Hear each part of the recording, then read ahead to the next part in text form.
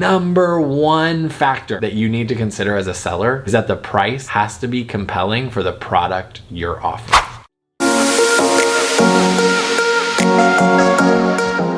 Hey there, it's Brendan Klaus here in Seattle, back with another video for you. And today I'm talking all about the top excuses that home sellers have for not getting their home sold. And if you are one of those people who is friends with someone selling their home, it's important for you to listen as well, because you may be giving your friend bad advice on what it will take to sell their home. Okay, let's jump right in to the first thing that I believe is preventing sellers from actually getting their home sold, and that is the excuse for not painting the home. So many sellers I hear, I don't want to actually do that upgrade because a buyer's going to come in and they're going to want to change it anyway. Well, that may be true in some instances. Buyers may want to change what's going on with the home. It's not always going to be true. And actually, when a buyer walks through those doors with me as their agent, they're tabulating in their mind how much it's going to cost to make all of the fixes that you as a seller didn't already make. So if those walls aren't painted, they're adding that up. The floors are not redone, they're adding that up. If the kitchen's outdated, they're adding that up. So they're not only adding those things up, they're taking your list price and they're slowly counting down how much they need to have off that list price before they can buy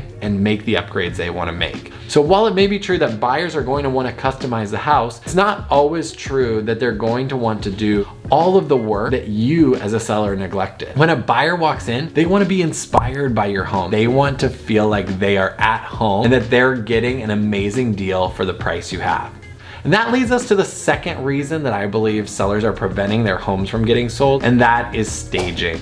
There's a statistic that nationwide homes that are staged sell for an average of 10% higher in price than homes that are not staged. Now, beyond just the sales price and the return on investment, because there is one, and let me tell you, I've seen it with buyers coming in and seeing a staged home. Beyond that, you're giving the buyers a feeling of where they want to live.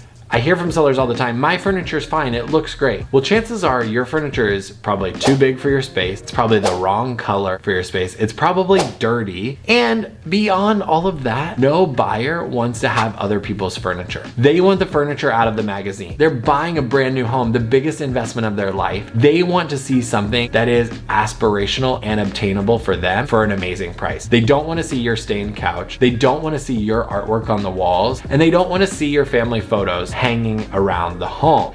That's why staging is so important. And not only elicits a better price, but it gives buyers an aspirational feeling when they walk through the doors that they would want to live in your property. In addition, staging does things like fit the room size to make it look bigger. It ties the room together with a color palette that is super important in photographs as well. And it's going to give the buyers that feeling that they want to be able to walk into the home and feel right at home. So it's about more than just the return on your investment, but there is one, and I'll tell you, sellers, I've seen it happen. The third reason that I see sellers preventing their home from getting sold is going to be none other than, you guessed it, the price. Sellers all the time tell me that the price is not the problem, that there's going to be a buyer out there who's willing to pay their price, that it must be worth that because of what they bought it for. That is unfortunately not the truth. The sales price of a home is what a buyer is willing to pay for it. It's not what the seller decides it is.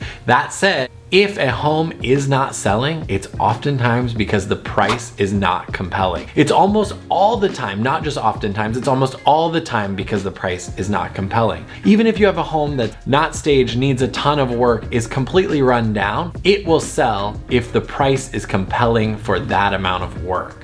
Now, if you have a home that is at the top of the line, it has everything redone, if it is priced too high, it's not going to be selling because it's not compelling. That's when all of this other stuff comes in with your staging, your photographs, your painting, your marketing that helps sell the property. But the number one factor that you need to consider as a seller is that the price has to be compelling for the product you're offering. There you have it. Those are the three reasons that I believe sellers are preventing themselves from getting their home sold. Especially in a market like Seattle, it's so important that a home has to have a compelling price. It has to look great with staging, and it needs to have the repairs necessary so that a buyer doesn't start discounting the price as soon as they walk in the door. If you're telling yourself some of these lies, it's important that you think through why you may or may not be correct. Have you put yourself in the shoes of the buyer that's walking through your doors? Because if you have not, I can guarantee you that your home is not going to sell. If you haven't thought about what a buyer may feel when they walk into your home, when they see your belongings or they see your old handyman work or handy repair work, you're going to be in for a rude awakening, sadly. So if you have questions about how to prepare your home for market, or if you have other thoughts about how sellers might be sabotaging themselves, I'd love to hear in the comments, and be sure to reach out if you're in the Seattle market and you're looking to buy or sell this year. We are here to help, and we'd love to make your transition an easy and smooth one. Thanks for tuning in. Subscribe to our YouTube channel. You can hit subscribe here. We're coming out with a new video every Wednesday, so I hope you'll subscribe and tune in for more real estate investing and education, as I'd love to have you along for the ride in this community. Talk to you later.